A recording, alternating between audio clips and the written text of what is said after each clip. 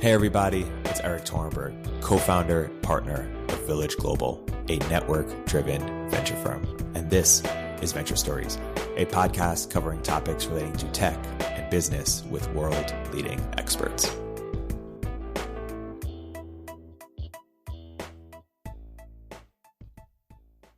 Hey everybody, welcome to another episode of Venture Stories by Village Global. I'm here today with one of our very special portfolio CEOs, Blaine Hatab of Distru.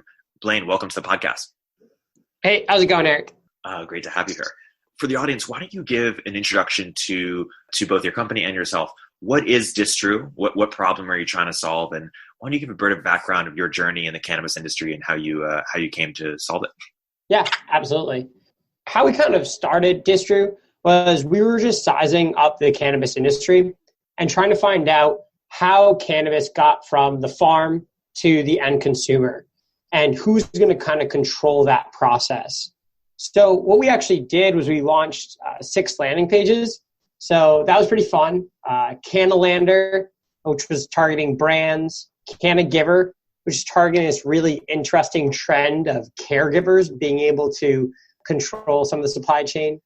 We weren't sure if doctors were actually going to be a big part of the supply chain. What we found out was that the brands and the distributors were major influencers on how the cannabis moved around and the pricing in the cannabis industry. So what we did was we built a CRM, kind of like a map that populated all the official locations and license of all the retailers in it. So that way brands could sell really easily to the dispensaries. But what we found out was that they really don't have any software at all. These guys are using Excel, QuickBooks. So we had to really build an inventory management tool on top of this. And then that ended up building into what we are now, which is supply chain software for cannabis distributors and manufacturers. So we cover everything from source to sale. So that's their procurement, their inventory management, their production, their sales, their CRM, and how they intake the cash too. And zooming back out, how did you even get in the cannabis industry in the first place? Yeah, so I came from a software background originally. So I did consulting and I did engineering at different organizations. I just really thought the software industry, or the cannabis industry, was exciting. I thought that there was a big playground for entrepreneurs to be able to figure out the kinks. There's no incumbents, and how we can kind of tackle that. On top of that, I think that there's a lot of long-term benefits to the cannabis industry that are a little bit overlooked sometimes. It really is this magical thing. Like when I talk to one of our customers and they're talking about how they started this company and left the finance world because their kid has epilepsy and they want to provide the best medicine for them, and they give shots of medicine to their kid every single day, 3 times a day, just so they can live a normal life, you kind of realize that there's a lot more to this. So those are some of the reasons why we're really attracted to the cannabis industry. Totally. And so why don't you give sort of a background on how the cannabis industry sort of took off and started, even in terms of when did big businesses start coming out of cannabis, and what was first, sort of the first wave of businesses? Yeah, I'd say we're still very early stage. There's still some deals that go on in the cannabis industry that show its stripes and how young it is. I think less than, 10 years ago, cannabis oil wasn't even a big thing.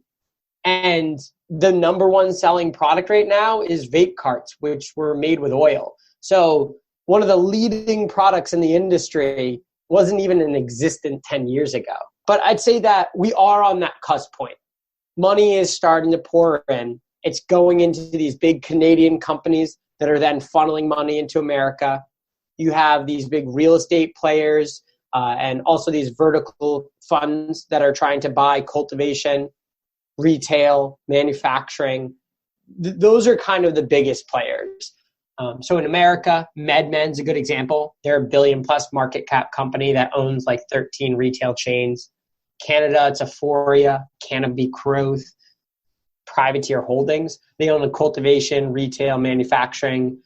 And in America, I'd say that MedMen's probably one of the bigger ones, but there's like a new company called Tilt Holdings. They're a combination of some software and a few other players.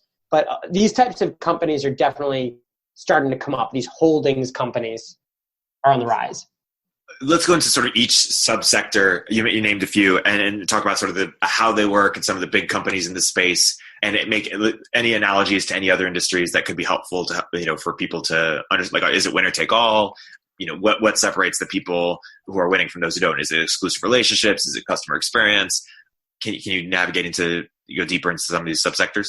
Yeah, let me first just explain how the supply chain came to be and go from there, because that's kind of how I think about it. So originally it was Colorado that legalized, and they just had the most basic kind of implementation that you could have. It was, you have one license, you have to grow your marijuana, and you're the one that sells it. And that was kind of how it started out for a long time. And then the other states kind of followed suit with that. Over time, that makes no sense. Target does not make all their products. So they started to separate out licenses, make licenses in the middle for the people that are making these vape cartridges and brownies, and start to, make a ecosystem that looks a little similar to the alcohol industry or the pharma industry. And California was the first one to really put a flag in that and say distributors and manufacturers are first-class citizens and will be legally required to be a part of the supply chain before cannabis gets to the retail. And they did that from a testing perspective. They want to make sure product is clean before it gets into retail stores. And that kind of trend is on the rise, and brands, distributors are kind of the fastest growing players in the industry and becoming more the influential players on the supply chain. In what ways is it like or not like alcohol and not like the pharma industry? I'd say that it's just the uniqueness of the product. Alcohol is a recreational product, and that's it. There are absolutely medicinal layers. As I said, that company where the father that started it that has a son with epilepsy, that is a medicinal only company, and they operate more like a pharmaceutical company, and they are approaching pharmaceutical companies to see if they can make an actual medicine that goes through the FDA. So I think it takes notes from alcohol from a recreational perspective, takes notes from the pharma industry from a medical perspective, and it also takes notes from a wellness perspective. There's the CBD plant that has been growing on the rise for pain medicine, for anti-inflammatory. There's a lot of athletes that are endorsing it. And I think that's what makes cannabis unique. I think it is this combination of a few interesting factors that make it something different. Totally. And do you see when you talk about, manufacturing, cultivating, distributors, retailers, is there a company that could be sort of a full stack solution for, or even two or three of these, or will they be big independent companies for each one? I think that people are figuring that out. And right now, the way that the world's going is that it depends on the country and state you're in. So the laws that go into place basically allow for different licensing structures to come up. So Oregon, for instance, has no cap on cultivation. If anyone wants to be a cultivator, you can get a license for that. It's caused the entire Oregon market to plummet in price for cultivation, and flower is essentially worthless. And cultivators are literally trying to buy retail space so they can make their cannabis not worthless and not have almost zero margins. But in other states, they literally only allow 20 cultivators, but then have hundreds of retailers.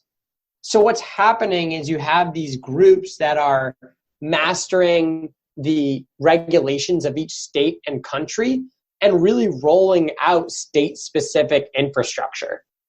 So why didn't you say, okay, well, let's compete with privateer or somewhere else within this value chain? Yeah, so if I was trying to compete with them, I would identify the long-term states that I think that will define the cannabis industry, like California, New York, and really just make sure I play the best way possible in those. Because I have seen companies go from Oregon to Colorado to California trying to implement the same structure across all three of them. It failed miserably. it really doesn't work.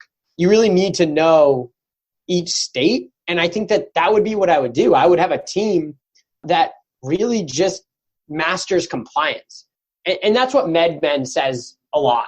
So they're one of the biggest retail funds out there. And they say that they really are a company that just masters compliance in each state. And that's their value add. The real estate's definitely a part of it. The supply chain of getting the products there is definitely a part of it. But understanding each state and maximizing towards that state is the biggest aspect of what they do. Given that there were already sort of established players, why did you decide to choose this end of the market instead of a different end or element of the market? And if you weren't building, the supply chain, where else would you be building a company in the cannabis space? Yeah, so I've been talking about the actual core of the industry, the retailers, the cultivators, the brands, and the distributors. But there's a lot of interesting layers on top of this as well that companies like Privateer aren't even trying to touch, which is like the ancillary things that we're doing. We're writing software that connects the ecosystem. And I think that there's a lot of growth potential there, and it's yet to be seen who's going to be the biggest players, hopefully us, as the industry grows on. But in regards to like long-term opportunities, I'd say there's so many more than just that core model, the cultivation to retail. I think there's a Monsanto of cannabis play that's going to be extremely interesting. I think that we're going to see companies that have indoor grows, that have infrastructure across the nation, that do vertical farming. I think those will do really well. I think that the cannabis plant from a biomedical perspective is completely untapped right now. And I think that we're going to see unique medical applications in the cannabis industry that have never been seen before that will just help people live better lives. Let's touch on some of those ideas. So the vertical farming piece, wasn't Blake, your co-founder previously of Open Door, before teaming up with you, working on an idea like that? Yeah, so he was making software for cultivators. I think that's a different play. I think that you can own the cultivation and the software, and I think you can also make the software for those people. So he was trying to make sensors that helped cultivators maximize their grows. I think there's definitely a lot of potential there. Right now, the biggest hang up on that is that it's not clear how important cultivators will be or if it will be commoditized. So right now, there's a lot of South American countries that are starting to get into cultivation that have some of the best agriculture infrastructure out there. And if you look at other, agricultural products, they are massive exporters of other things and just completely kill everyone on costs. So it's not clear if South America will be able to come in with 6 cents a gram cannabis and completely commoditize cannabis to the point where America can't even play. But what he was doing was he was making software to help them kind of start their operations and get going and manage their regulations within each state. Talk more about the Monsanto. Like what could that look like? Yeah. And just to kind of hint at what you're getting at, you're trying to understand the different plays. There are so many plays. I'm going to keep emphasizing that. I think the cannabis industry, if you try to boil it down to one play, is just an oversimplification trying to match it up to your mental model of another industry. And I'd tell people to avoid doing that. But on the Monsanto play, I would say that there's going to be a company that's going to try to make custom genetics for the cannabis industry, make the highest yield, lowest cost seeds, and patent them. Whether they'll be able to patent them, there's a huge fight going on over that right now. But whatever direction that goes towards, they do allow patents on genetics. There will be a big company that will have superior genetics than everyone else. Will they be hated like Monsanto is? Yeah. There's already a lot of cultivators that don't like them. But there's some interesting companies. Like there's this cryo company where they actually take your seeds and your clones and they put them in genetic fluid that keeps them preserved over time. So that way you can sell those genetics to other people. So I love the idea of there being a company that allows the cultivators that have been here for 30 years to get their genetics to be the Monsantos, but not have a Monsanto that just monopolizes it all. And on that note, it's actually really interesting because I figured, okay, some bio company is going to come in and just have better genetics than everyone. Like, that's great. These guys have been growing cannabis, all that. But I actually have seen some numbers on the best genetics with yields. And it's really the guys that have been here for a while that have some outstanding genetics that are hard to compete with. Let's say, so Snoop Dogg has a media company and a fund. If you were his advisor of where he should be playing in the cannabis space, what would you advise him? I mean, I would tell him to keep going the direction he's going. I think that ancillary software, which is what we're doing, I think is a little bit overlooked right now. And I think that it's going to be a huge influencer on the industry, and gathering the data around the supply chain is going to be instrumental as the cannabis industry grows. The players that will be able to facilitate federal legalization, when federal legalization happens and then all the states can interact with each other, software is going to be instrumental for that to become kind of what it will eventually become. So, I mean, I would say stay in his lane. He's investing in Metric, which is the software provider that works with the states that require every operator to report every gram of product that goes out of every operator's facility. They're investing in marketplaces. They're investing in software similar to us that manages the compliance and logistics. And I think that direction's a really strong play. So there are certain industries where incumbents sort of reign supreme for over 100 years. Like, people haven't disrupted, Coke, soda companies or cereal companies or lots of other CPG or, to give one example, types of companies. How do startups and incumbents work in the cannabis industry, and what are parts where incumbents have it just unlock, and what leads to that? Yeah, the major incumbents that are coming in the cannabis industry are guys like Constellation Brands that did Corona. You have Marlboro, who just made a massive investment.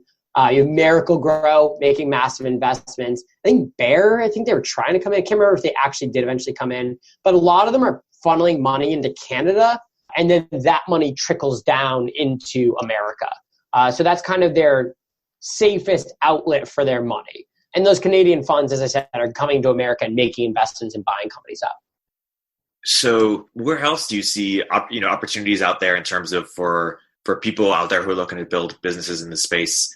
Where else might you point them? I would definitely say focus on your skill sets. Focus on what you know. If you have a bio background, there are so many cool things there. There's this one company.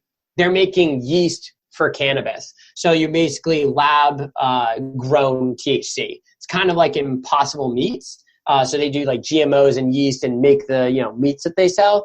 There's a company that's doing that for THC. And they want to work with the pharma industry to be able to provide perfectly exact levels of THC that does exactly what they need for their medical products.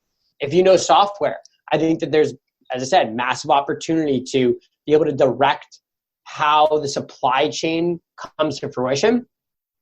But the most obvious things are obviously real estate, marketing, branding, legal. If you have any of those types of backgrounds, I think you can start a very successful company either on the cultivation, distribution, or retail side of things.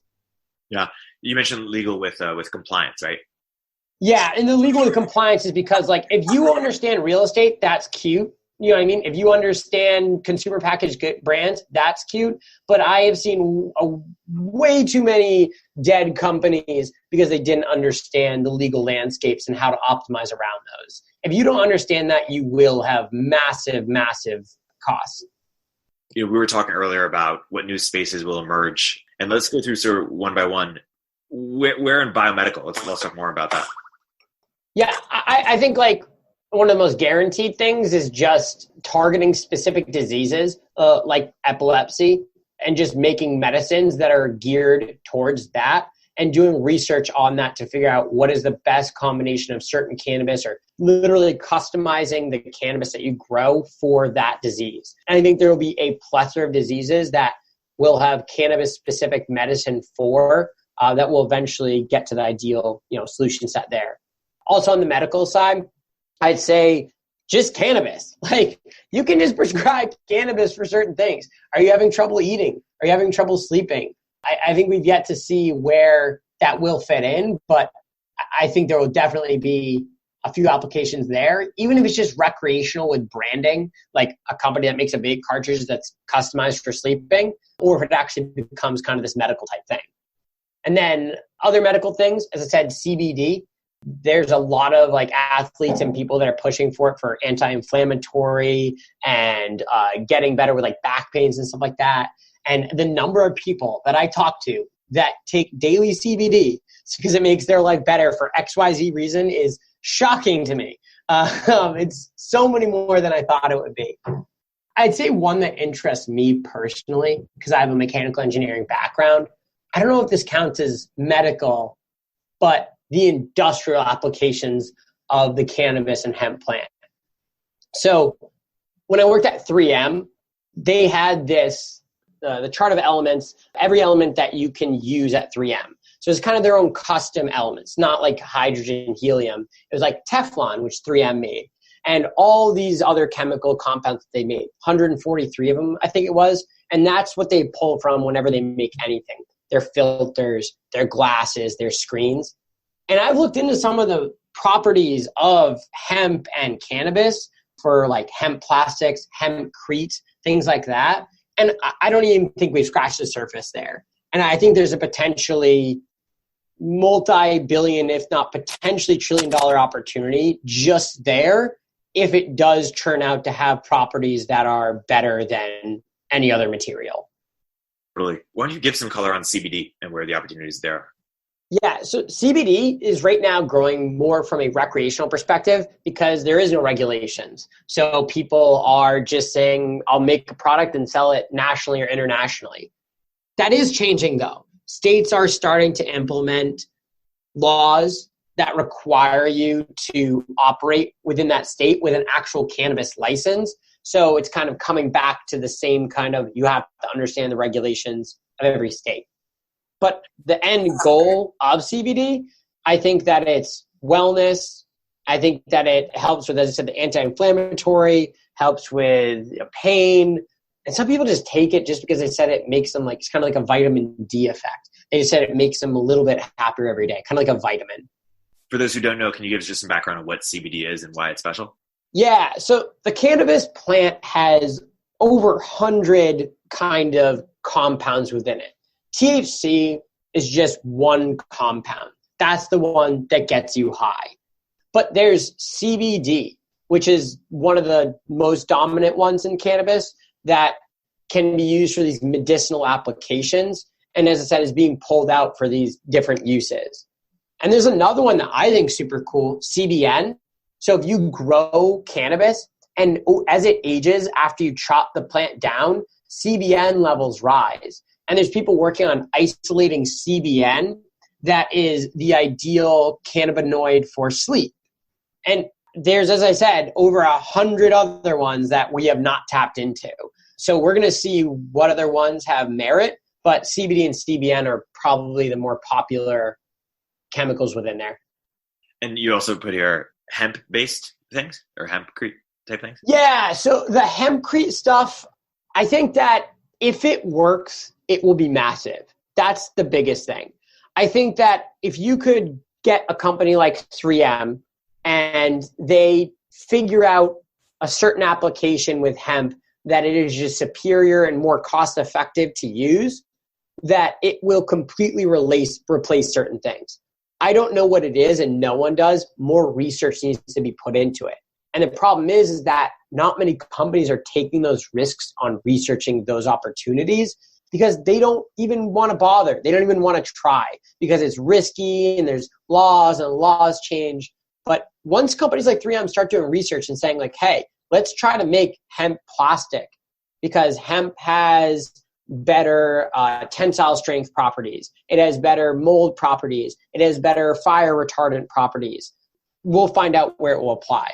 So on the hempcrete note, hempcrete is like mold resistant, water resistant, all these great things that allow a building that's made on hempcrete to last a lot longer than a standard house. So that's just one current application, but I don't even think we've scratched the surface on that. You mentioned new opportunities regarding distribution. Can you say more about that? Yeah, that's the what's right in front of us. If you want to look at where the cannabis industry is just heads down looking at right now, it's the fact that markets are coming online. No one has dominant control over the retail, distribution, and cultivation, and big players want control over it.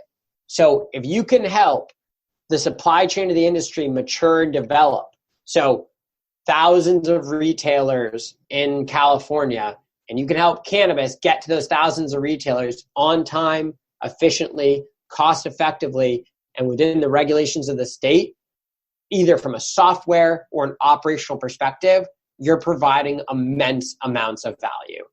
And that's true across the entire nation right now.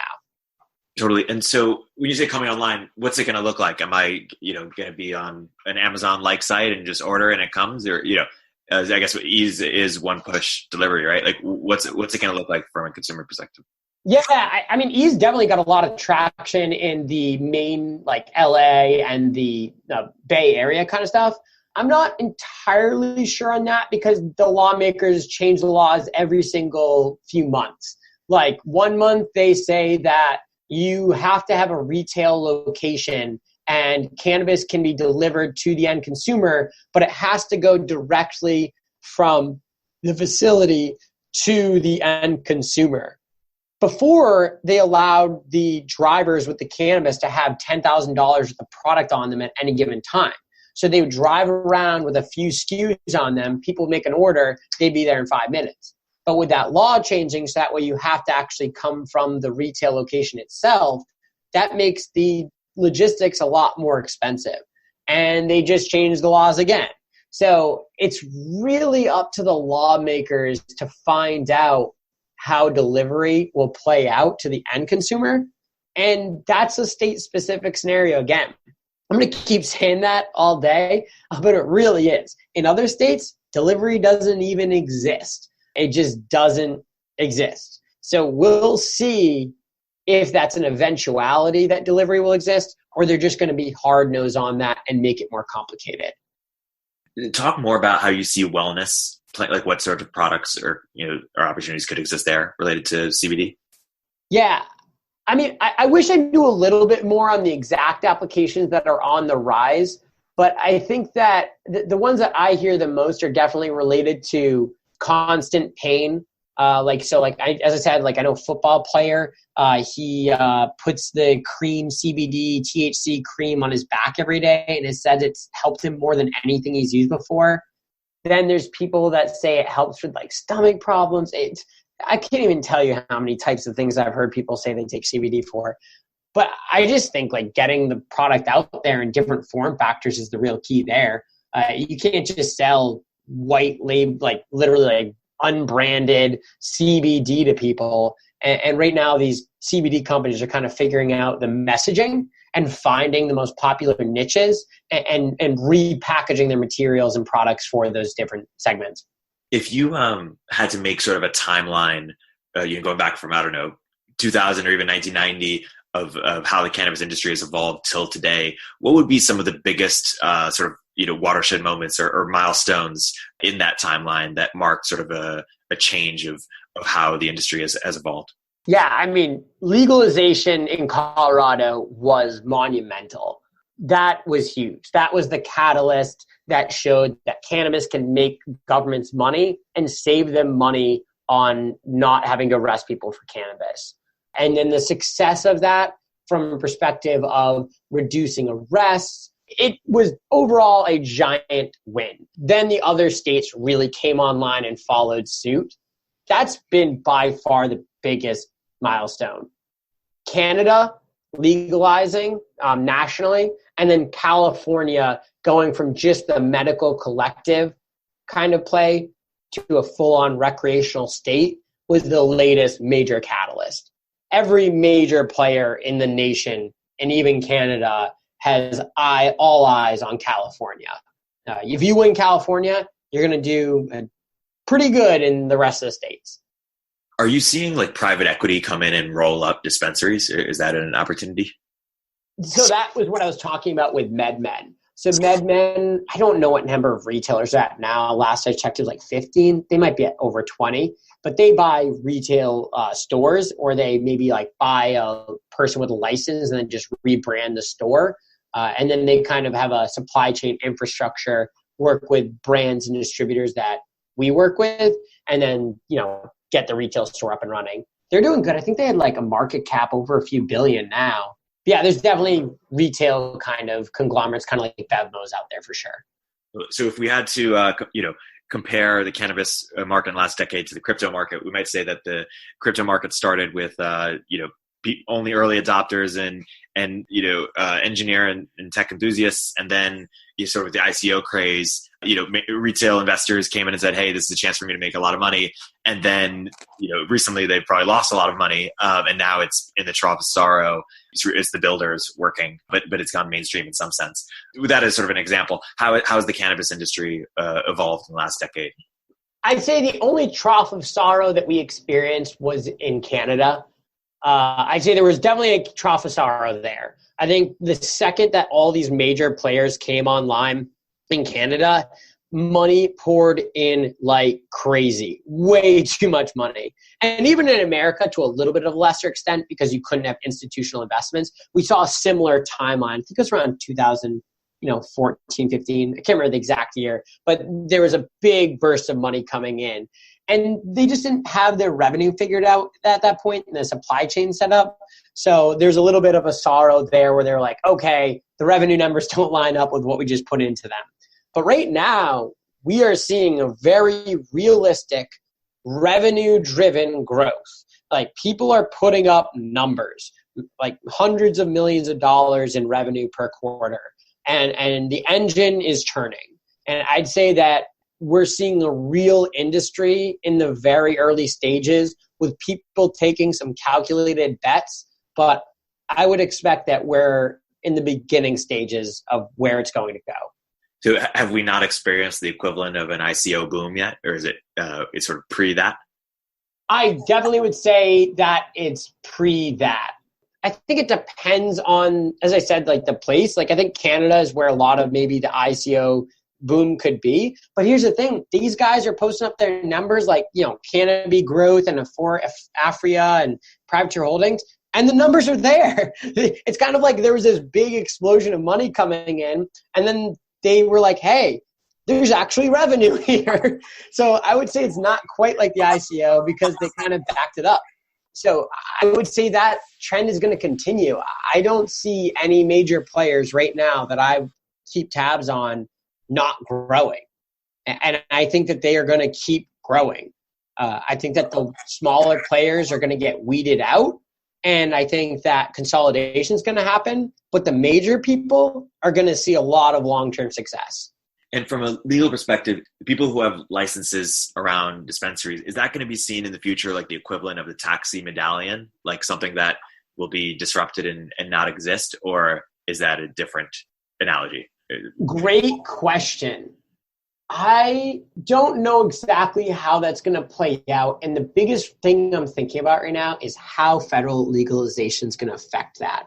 I can't wait to figure that out, because right now with how the industry is, it's definitely a taxi medallion. Like, you got the states coming up with there's X number of cultivation licenses, X number of retail, and you kind of fight for them, and you have to be in part of the party. And there's even literally companies that specialize in getting as many license applications as possible in a single state. I'm talking like thousands of license applications just to be able to get a few retail spots or a few distribution spots. But I don't really care about that right now. I want to know where it's going when we federally legalize. Will they still enforce these borders? Will we allow interstate commerce?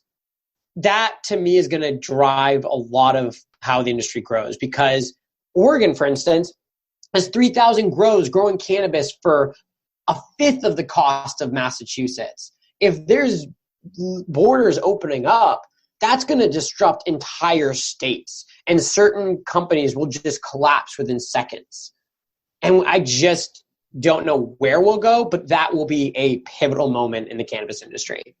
How do you see regulation evolving over time, and who's sort of at the front lines of creating this from the cannabis startup industry or ecosystem?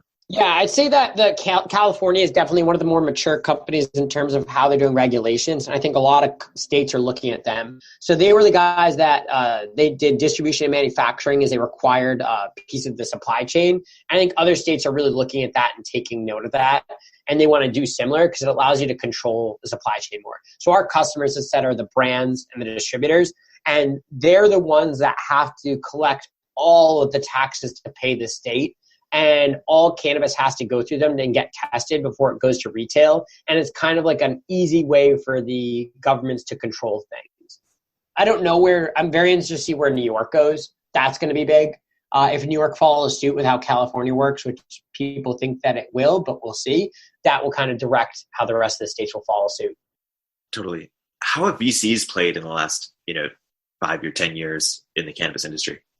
Yeah, I think that there's definitely money is starting to come in. So from a software landscape, money is starting to pour in. So at least for what I'm doing. So there's like $2 million, $3 million raises like, a year or two ago. But a lot of those companies that raise those 1 or 2 million, they're doing follow-up investments. Almost all of them are.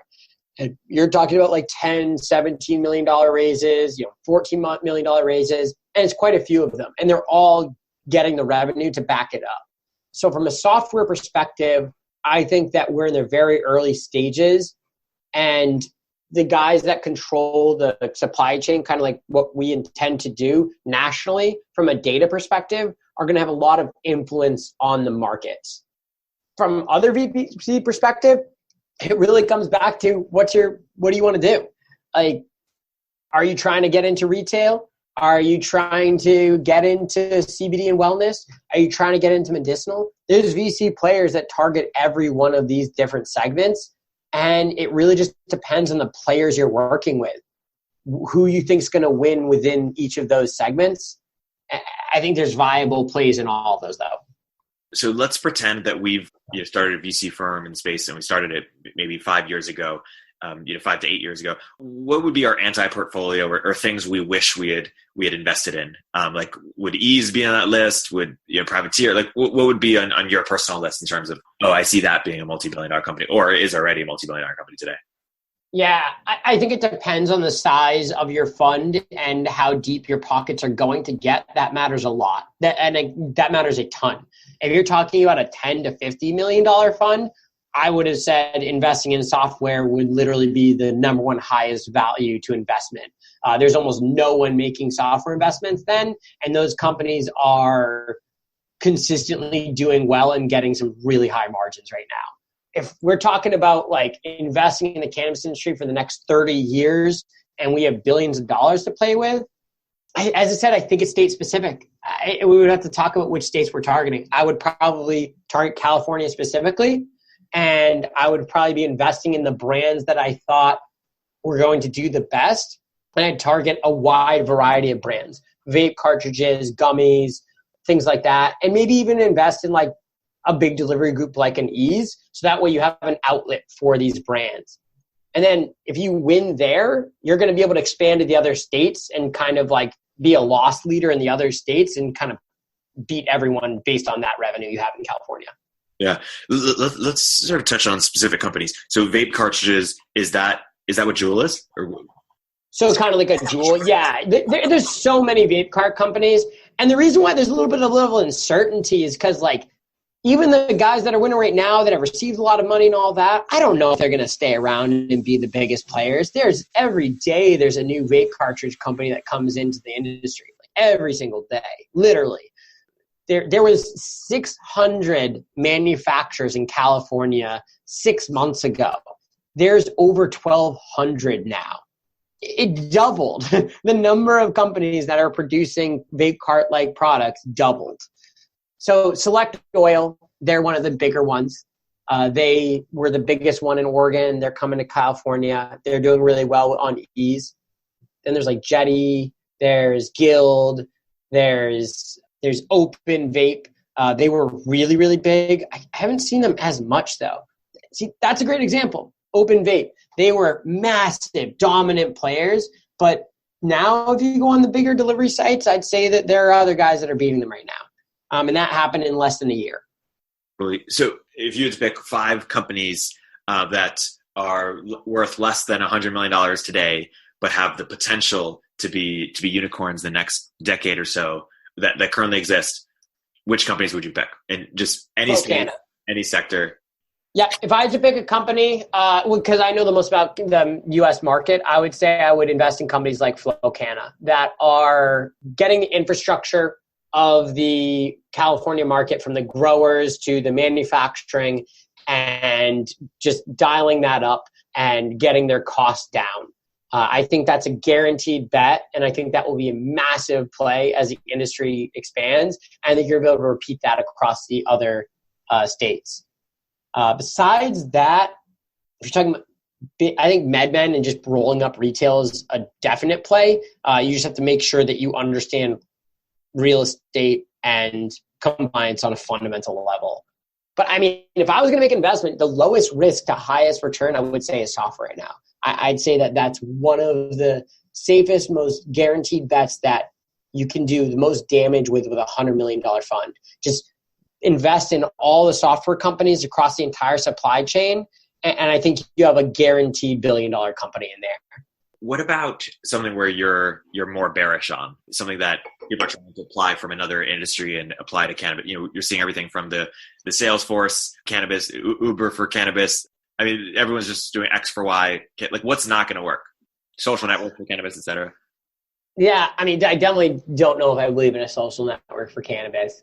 Blockchain for cannabis, I think, does not matter. These people are having problems driving the cannabis from point A to point B. I don't think a blockchain is going to help with that. I think that was a little bit of hype there, and I think that's quickly seen not much traction. I think that delivery is going to see a lot of problems as they expand to other states, and they're going to be very driven by the specific cities. And I think that they're going to have a wall there to overcome, and I'm curious to see how they do overcome that. Cultivation has been so crazy. Some players are doing well, but I'd say cultivation has been one of the choppiest investments just because there's so many people doing it. And one day you're the biggest cultivator, and then the next day you find out that there's a company coming in buying 10 acres of cannabis, of cultivation and growing. And then the next day you hear that it's 40 acres. So I think that there was a lot of investments in cultivation that quickly got one-upped within less than a year. And then a year later, those got one-upped. And I think that has been a very ugly fight. Zooming out a little bit, what's another prediction you have for the future for the next 5 to 10 years in the cannabis space? I think that it so depends on what you want to focus on. If I had to choose a single prediction, it depends on which lens you're looking through. I think a guaranteed prediction is consolidation is going to continue to happen. And these brands that are doing well in a single state, like Colorado or California, are going to expand to the other states, rinse and repeat, and start to have 10 plus state traction. And that is not where the industry is at right now. The biggest brands are in 2, 3 states, 4 states. And that is a guarantee. You will see national exposure for these big players. What do you say to people who say that, yeah, cannabis makes sense for people who have severe health-related issues, but if you don't have those, it's not healthy for you to be smoking or ingesting in some form? What do you say to those people? I'd say that it just depends on you, and I think that it's just like alcohol. Just because alcohol is legal, like alcohol does damage you and do bad things to you, but it's not quite black and white like that. And I think that making it illegal for that reason's not a good idea. And I think that personally, I can say from experience with like my usage of cannabis, it has been immensely positive for me.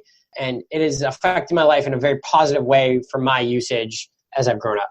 How so? So I am very high energy, extremely high energy.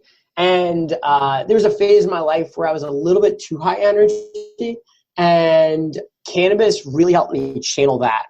And I think there's a stereotype that you can't learn well smoking or being on cannabis. I got really good grades in college while I was smoking pretty regularly, and helped me calm down and channel my thoughts. So that's my personal experience. Obviously, it's not going to work for everyone. I don't say, everyone go get high and go learn. But it did help me a lot. And I think having the access to that for you to figure out your own life and how it applies to you is really important. Yeah. And with just a few minutes remaining, why don't you give sort of a closing, maybe history of why it was illegal in the first place and where that comes from? Yeah. So everyone should know at least a tentative idea of the story, but I'll kind of rehash it, which is there was the reefer madness era. I see the theory where they said that the person owned a logging company, and they were making paper, and they didn't want the hemp industry to thrive because it would compete with them. I don't know how much merit there is to that, but there was a big hoorah around anti-cannabis from a social perspective, and they ended up banning it kind of in that prohibition era. And we're just kind of lingering off of that. We're just basically, people say no to cannabis, it's not good for you. And now we're just realizing that it's all good. We can have cannabis. It saves people with epilepsy. It has medicinal perspective. It can help you sleep. We can apply it to plastics. We can use it for yoga. There's benefits there.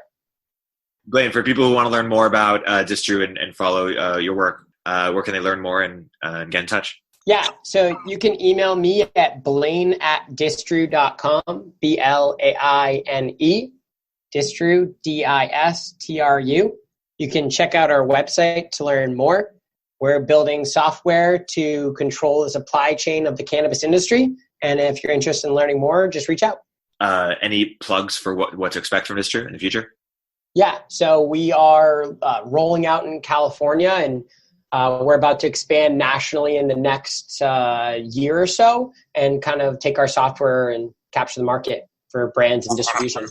Awesome. Blaine, thank you so much. It's been a great episode, and excited to see everything with Distru. Excited to be cool. See ya.